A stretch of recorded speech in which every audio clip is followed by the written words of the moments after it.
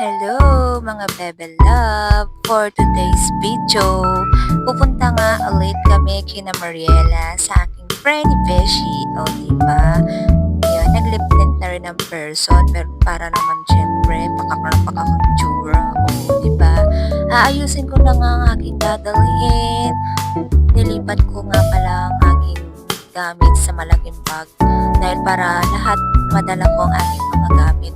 Doon ako gagawa ng mga video content at gagawa na naman kami ulit ng mga content. O, diba?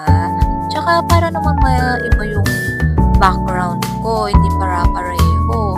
Ang ganda kasi ng view doon, may mga hala-halaman. O, diba? Tsaka ang presko doon, ang sarap magtambay ba? Ganon. Ayan. Hanap-hanap pa ng mga pwedeng dadalhin at ang mga kakailanganin, syempre. Oh, ayun, at nagdala rin ako ng ulam. Ayun na nga, nalagay ko na sa aking bag ang aking mga dadalhin. Bye-bye!